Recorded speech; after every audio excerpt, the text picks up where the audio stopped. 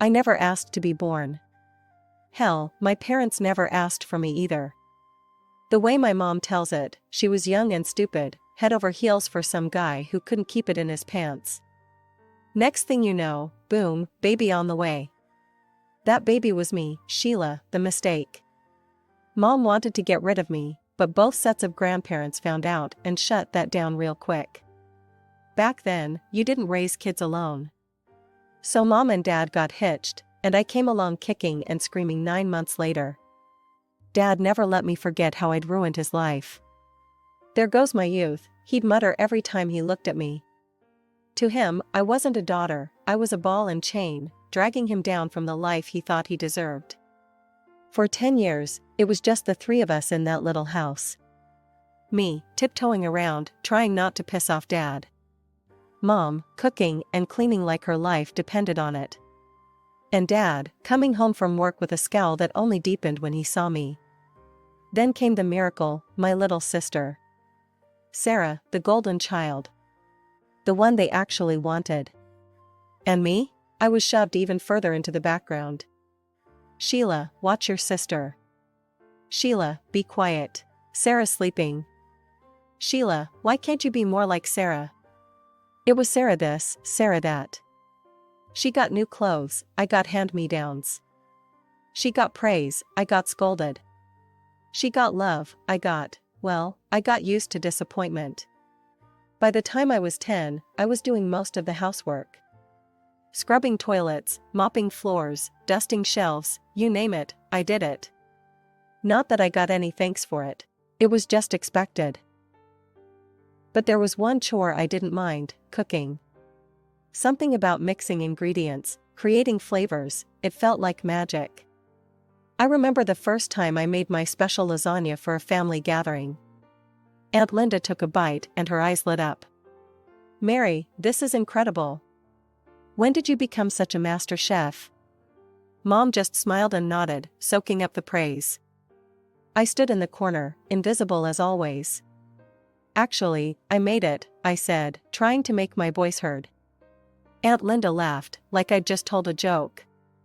Sheila likes to help in the kitchen sometimes, Mom cut in smoothly, still basking in the compliments. Isn't that right, dear? I shut my mouth, knowing it was pointless. No one ever believed me anyway. Growing up, the kitchen became my sanctuary. While Sarah got showered with attention and gifts, I found solace in pots and pans. By the time I hit high school, I could whip up a mean pot roast that even Dad couldn't complain about. Not bad, he'd grunt, shoveling food into his mouth. Coming from him, that was high praise. But it wasn't just about feeding my family. I had bigger dreams. Every night, I'd close my eyes and picture it, my own restaurant, bustling with happy customers, all of them savoring my creations. One night at dinner, I couldn't hold it in anymore. I want to open a restaurant someday, I blurted out. The silence that followed was deafening. Then Sarah snickered. You? A restaurant? Mom looked concerned, like I'd just announced I wanted to be an astronaut. Dad didn't even look up from his plate. Restaurants fail all the time, you'd be broke in a month. But I'm good at cooking, I protested. Everyone likes my food. Everyone likes free food, Dad scoffed. Doesn't mean they'd pay for it. Sarah piped up, her voice sickeningly sweet. Maybe you could work at McDonald's, Sheila. I hear they're always hiring. When it came time for college, I set my sights on the best culinary school I could find. To my shock, Dad agreed to pay for it. This is your inheritance, he said gruffly. Don't expect anything else. The house, the savings, that's all going to Sarah. I should have been hurt, but honestly, I was too excited about culinary school to care. This was my chance to prove myself, to learn from real chefs and hone my skills. College was a whirlwind of chopping, sautéing, and baking. For the first time in my life, I felt like I belonged somewhere. My classmates actually appreciated my cooking, and my instructors praised my creativity. But reality came crashing back when I graduated. With no money for my own place, I had to move back home. The contrast between my college life and my family's indifference was stark. "So, you're a chef now?" Sarah smirked over dinner. "Does that mean you'll be doing all the cooking from now on?" Mom jumped in before I could respond. "That's a wonderful idea. Sheila can cook, and you can focus on your studies, dear." And just like that, I was back to being the family maid. But this time, with a culinary degree gathering dust on my shelf. I managed to land a job as an assistant chef at a local restaurant. The pay was lousy, but it was a foot in the door. Every night, I'd come home exhausted, only to face a mountain of dishes and laundry. "This is your rent," Mom would say, handing me a list of chores.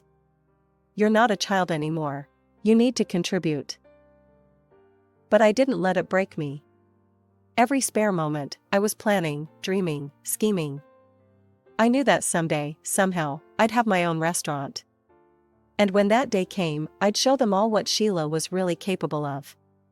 2 years crawled by, each day a carbon copy of the last. I cooked, I cleaned, I worked my ass off at the restaurant, and I watched as Sarah continued to be showered with everything I'd ever wanted. The day Sarah started high school, Dad came home with a shit-eating grin on his face. "Sarah, honey," he called out. "Come see what I got you."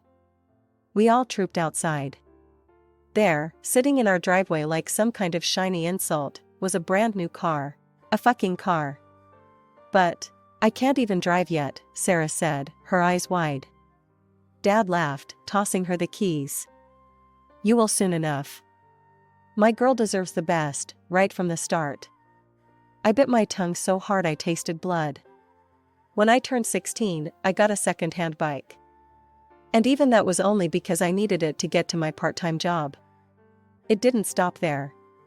Every week, there was something new for precious Sarah.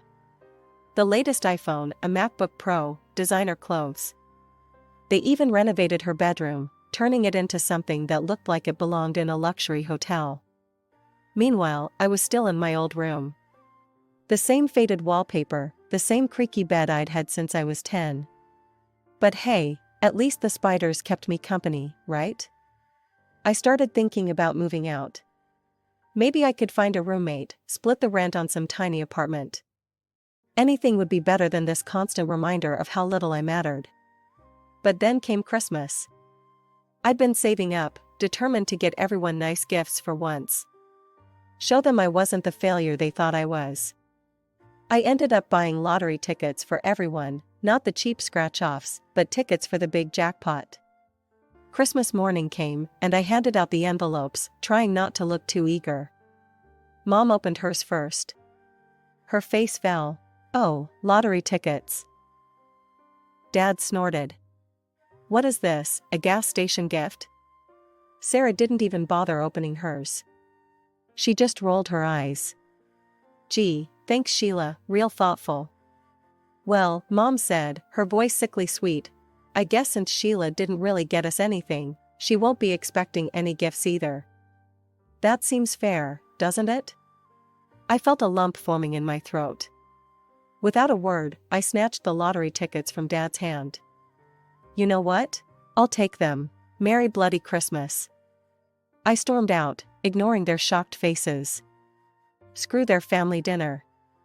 I texted my coworker, Jen. "Hey, you still at the restaurant? Mind some company?" An hour later, I was sitting at the bar of the closed restaurant, nursing a glass of cheap champagne with Jen. As the night wore on, Jen and I traded stories about horrible families and crushed dreams. It wasn't exactly a Hallmark Christmas, but at least I felt less alone. A few days later, I was at work as usual. During the break, I reached for my phone. There was a missed call from an unknown number. "Probably just another scam," I muttered, tossing the phone aside. But then it rang again. Same number. Curiosity got the better of me, and I answered. "Hello, is this Sheila Thompson?" a cheery voice asked. "Yeah, who's this?" "This is Linda from the State Lottery Commission. I'm calling to inform you that you're holding a winning ticket." I almost dropped the phone. "What? Are you serious?" "Absolutely. One of your tickets matched all the numbers in Christmas drawing." After taxes, your winnings come to $690,000. The world spun around me. In a daze, I headed home. My mind was racing. This was it. My chance to finally open my own restaurant. To show everyone what I could do. I burst through the front door, unable to contain my excitement.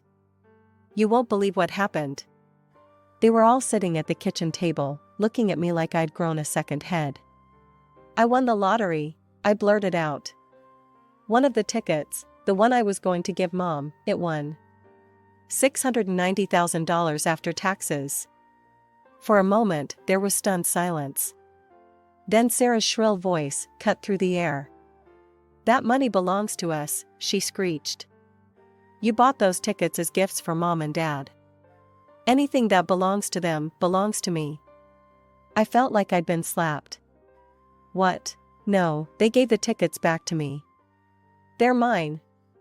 Mom and Dad exchanged a look. Sheila, Dad said slowly, be reasonable. You live under our roof. You owe us. Now, hand over that ticket. We'll take care of everything. I took a step back, my hand instinctively going to my pocket where the ticket was. No, I said, surprising even myself with how steady my voice was. This is my ticket, my win. I'm going to use it to open my own restaurant. Dad's face turned an alarming shade of red. Now you listen here, young lady. No, you listen. I shouted, years of pent-up frustration pouring out. I've spent my whole life being treated like a second-class citizen in this family. Well, not anymore.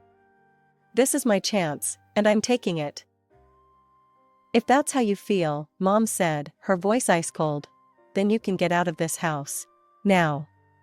I stared at them, these people who were supposed to love me unconditionally. In that moment, I saw them clearly for the first time. Fine, I said, my voice barely above a whisper. I'm gone. I stormed up to my room, threw some clothes and essentials into a bag, and walked out. They watched me go, probably thinking I'd come crawling back in a day or two. They couldn't have been more wrong. My first stop was the lottery office, to claim my winnings. Then, I headed straight to a real estate agent. I need an apartment, I told the surprised agent. Something available immediately. By that evening, I was sitting in my very own place.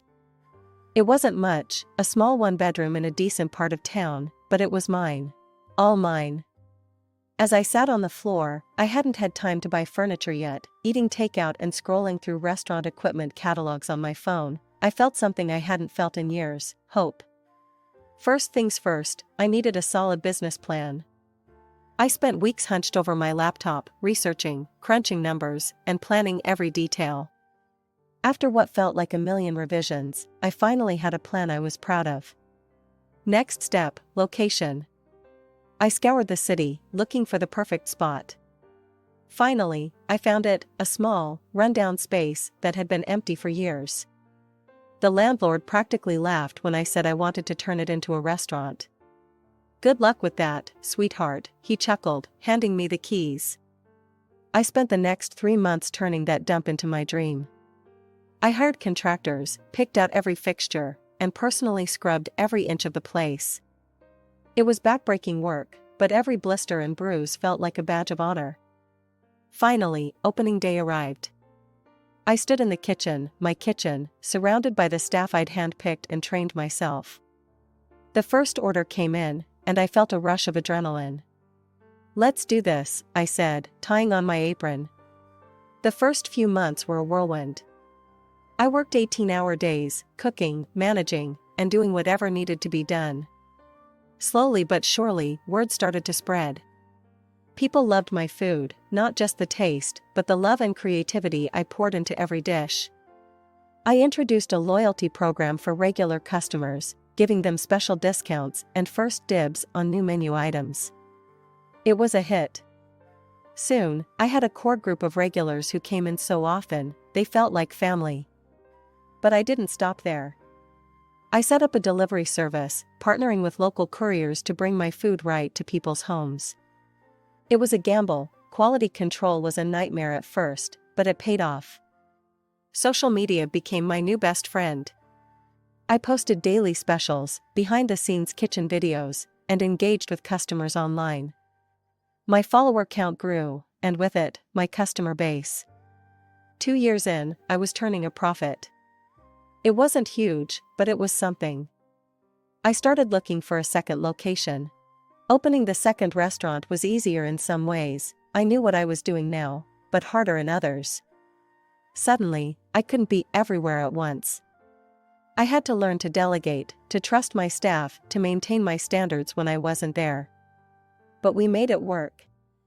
And 3 years after that, I opened my third location. Before I knew it, I was the owner of a successful restaurant chain. Me, Sheila Thompson, the girl who was never supposed to amount to anything. I won't lie, it wasn't easy. There were nights I cried myself to sleep, wondering if I was in over my head. Days when I wanted to throw in the towel and admit defeat. But every time I walked into one of my restaurants, saw the happy customers, smelled the delicious food, I knew it was all worth it. It was just another Tuesday. I was in my office, going over the books for my newest restaurant, when my phone rang. I glanced at the screen and froze. It was a number I hadn't seen in years, home. For a moment, I considered letting it go to voicemail. But curiosity got the better of me. "Hello?" I answered, my voice cautious. "Sheila?" It was Mom. "Look, I know we've had our differences, but we need your help. It's about Sarah." Of course it was always about Sarah. "What about her?" I asked, trying to keep my voice neutral. Dad's voice came on the line. "She's in trouble, Sheila, she lost her job. They're accusing her of theft, and now no one will hire her. We were hoping you might have a position for her at one of your restaurants." I almost laughed. After everything they'd put me through, they had the nerve to ask for a favor? But then I thought about Sarah. Despite everything, she was still my sister. "Let me talk to her," I said. Sarah came on the line, her voice small and scared. "Sheila? I'm sorry for everything. I really need help." I closed my eyes, took a deep breath. "Okay," I said finally. "I'll give you a job. But listen up, there's no special treatment. You screw up, you're out. Got it?" "Yes. Thank you, Sarah gushed. The next morning, Sarah showed up right on time, looking nervous but determined. I put her to work as an administrator, starting her with basic tasks and slowly increasing her responsibilities. To my surprise, she seemed to take it seriously.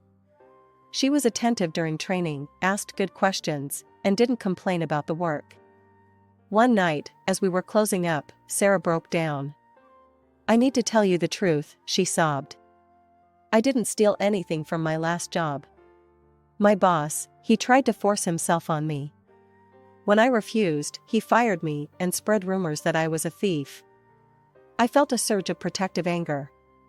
"Why didn't you report him? Who would believe me over him?" Sarah wiped her eyes. "I was so scared, Sheila. I didn't know what to do." "I believe you," I said, pulling her into a hug. "And I'm going to help you, okay? We'll figure this out together." Over the next few weeks, I threw myself into teaching Sarah everything I knew about running a restaurant. She soaked it all up like a sponge, eager to learn and prove herself. As I watched her confidently handle a rush of customers, I felt a mix of pride and unease. Sarah was proving to be a quick study and a hard worker. But a nagging voice in the back of my head warned me not to let my guard down completely. At first, everything seemed perfect. Sarah threw herself into her work with an enthusiasm I'd never seen from her before. She was always the first to arrive and the last to leave, taking on extra shifts and volunteering for the toughest tasks. But then, whispers started reaching my ears. At first, I dismissed them as petty workplace gossip. But as the days went by, the whispers grew louder, more insistent. Boss, Marco, my head chef, pulled me aside one day. "I think you need to know something. Your sister, she's been saying things. Stirring up trouble."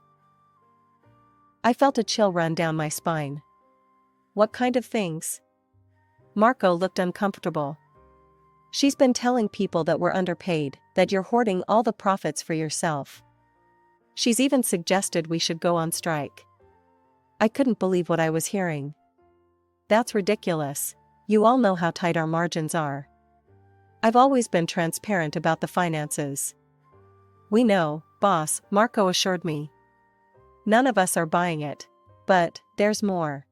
He went on to tell me how Sarah had been claiming that the restaurant rightfully belonged to her, that I had somehow cheated her out of her share of the family money.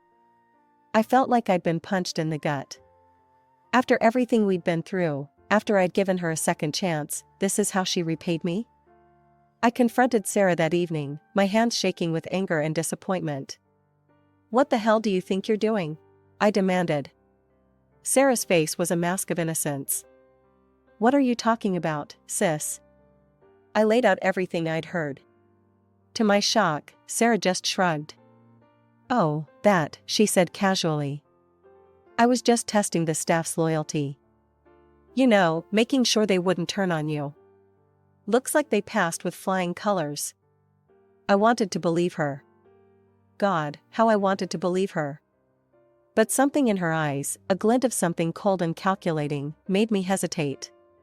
Before I could press her further, we were interrupted by a frantic knock on my office door. It was Jenna, my assistant manager, looking pale and scared. Sheila, we've got a problem, she said. There's a big shortage in the cash register. Over $5,000 missing. We spent the next few hours going over the books, checking and rechecking the numbers. There was no mistake. A significant amount of cash had vanished. Only 3 people had access to that register, Jenna, Marco, and Sarah. I'd known Jenna and Marco for years. They'd been with me from the start, through all the ups and downs. I trusted them with my life. As if reading my thoughts, Sarah sidled up to me. You know, she said in a low voice, I've noticed Jenna staying late a lot lately. And she did just buy that fancy new car. As I watched her walk away, I knew I had a decision to make. I couldn't ignore this. Too much was at stake, my business, my reputation, the livelihoods of all my loyal employees. Late one night, after everyone had gone home, I installed hidden cameras around the cash registers. It felt wrong, like I was betraying my staff's trust. But I had no choice. For days, I watched hours of mundane footage, my eyes burning from staring at the screen. And then, on the 4th night, I saw it. Sarah, moving quickly and furtively, opened the register. Her hands darted in and out, stuffing wads of cash into her pockets. My heart sank. I didn't confront her, I couldn't. Instead, I called the police. The next day, as Sarah was finishing her shift, 2 officers walked in. The look on her face when she saw them, shock, then anger, told me everything I needed to know. She thrashed around, knocking over tables and sending dishes crashing to the floor. I deserve this money. I should be rich, not you. You stole my life. As the police led her away, I felt nothing. No sadness, no regret. Just a hollow emptiness where my love for my sister used to be. The next day, my parents stormed into the restaurant. Mom was crying, Dad's face was beet red with anger. How dare you? Dad roared. Your own sister, drop the charges now. I stood my ground. No, she stole from me. She needs to face the consequences. I pulled out my phone, showing them the footage of Sarah stealing. Look, I said. This is what your precious Sarah did. She's a thief. They watched, their faces pale. But instead of understanding, their expressions hardened. You set her up, Dad accused. You've always been jealous of her. I couldn't believe what I was hearing. Jealous? Are you kidding me? You gave me scraps and expected me to be grateful. Well, I'm done. Sarah made her choices. Now she has to live with them. They ranted and raved, alternating between threats and pleas. But I stood firm. Get out, I finally said. Get out of my restaurant, get out of my life. If you don't leave now, I'm calling the police. They left, but not before Dad spat out. You'll regret this, Sheila. Mark my words. The trial was a nightmare. Sarah's tearful performance on the stand almost had me doubting myself. But then came the surprise witness, her former boss. He testified about Sarah's behavior at her last job. How she'd aggressively pursued him, threatening to cry sexual harassment when he rejected her advances. How she'd stolen money from the company in retaliation. In the end, the jury found her guilty. As they led her away, she looked at me one last time. There was no remorse in her eyes, only cold hatred. I haven't spoken to my family since that day. Sometimes, late at night, I wonder if I made the right choice. But then I look around at what I built, at the life I've made for myself, and I know I did. As I stand in the kitchen of my newest restaurant, watching my staff prepare for the dinner rush, I feel a sense of peace wash over me. This is my family now. This is my home. And nobody, not Sarah, not my parents, not anyone, can take that away from me.